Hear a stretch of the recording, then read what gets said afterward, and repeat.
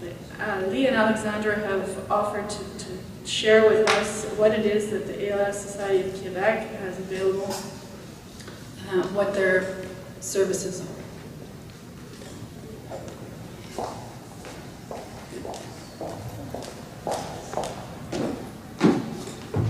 On voit que le temps file, on va essayer de donc faire ça rapidement, mais on voulait, dans le fond, remercier aussi CHM pour cette initiative, puis inviter les familles. Je pense que c'est une belle opportunité pour eux de vous rencontrer, de poser leurs questions aussi, que nous, on n'est pas toujours en mesure de répondre, donc c'est possible qu'on les a référés ou dirigés vers vous à quelques reprises.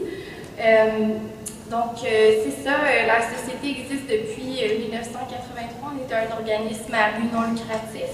Puis notre mission première, c'est d'offrir du soutien, un accueil, puis de l'accompagnement finalement aux familles qui sont touchées par la SLA.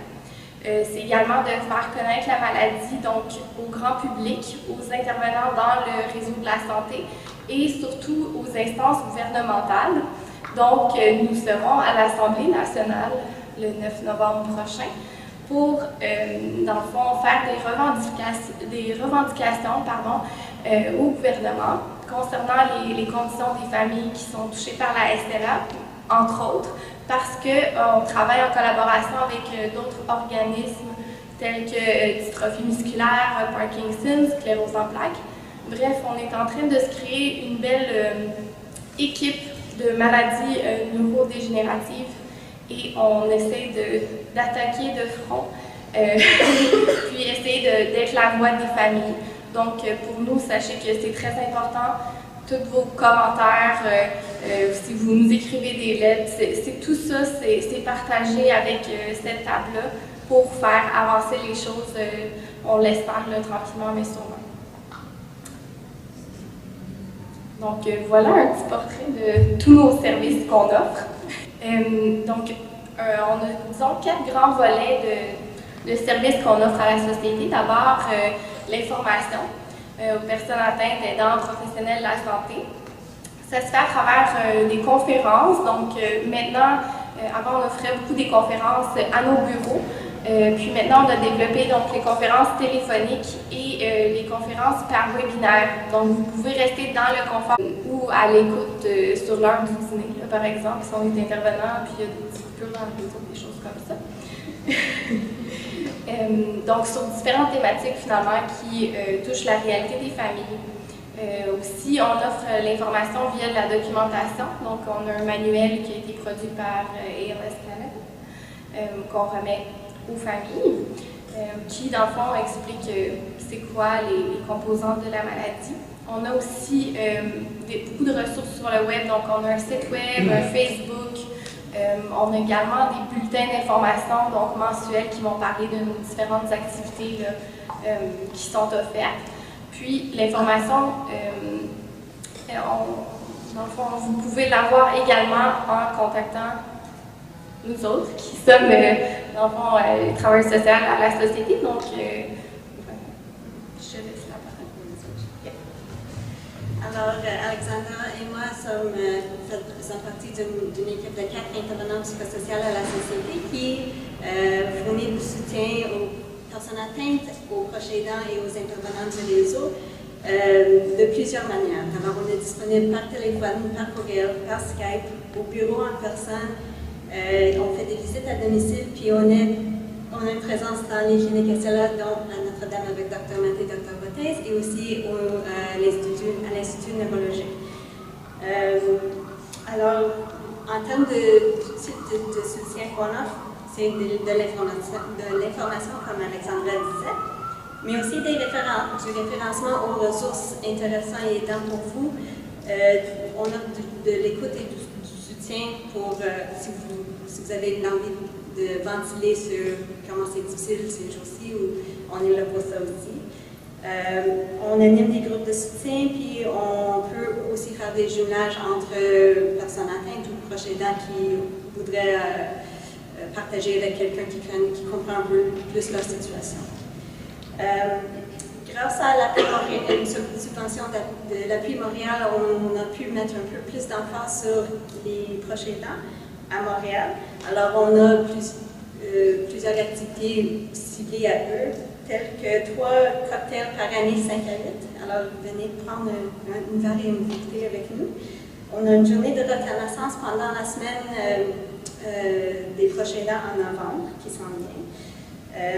On vient tout juste de monter une série d'ateliers de formation pour les proches aidants pour répondre aux besoins des personnes atteintes sur les 4 grands besoins, dont les transferts et déplacements, la respiration, la nutrition puis la communication.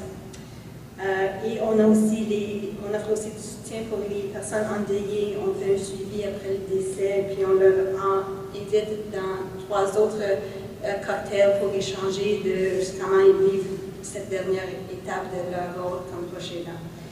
On vient tout juste aussi de débuter un projet pilote pour offrir du soutien financier si les personnes endeuillées ont besoin de l'aide psychologique qui n'est peut-être pas accessible pour eux.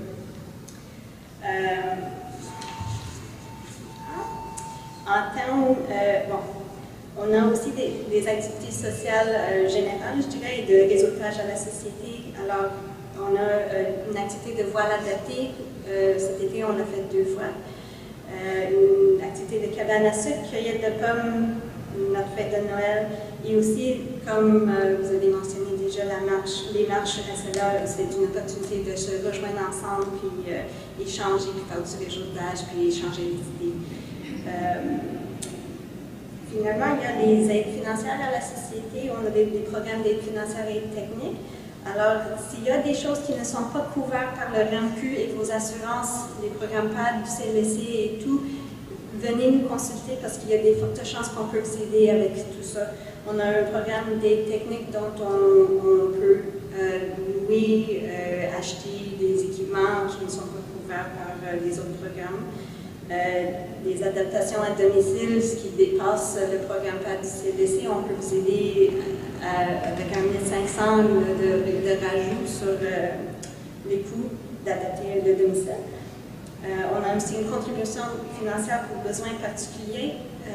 C'est un 500 $ pour adoucir la vie. Alors, c'est souvent utilisé pour les massages, l'aide psychologique, l'aide ménagère, tout ce qui peut vous rendre ça un peu moins lourd. On a aussi le programme Répit. Alors, pour les proches aidants, quand vous devez prendre soin de vous, dormir, faire des courses, aller faire quelque chose de social, on peut vous rembourser pour les frais liés au répit.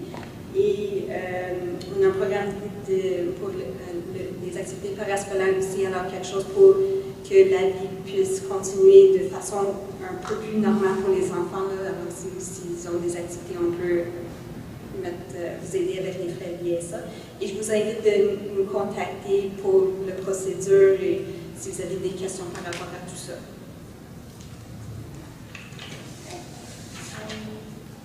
Oui, donc pour finir, on souhaitait vous dire donc la Société SLA du Québec elle soutient financièrement la recherche aussi, surtout en collaboration avec SLA Canada.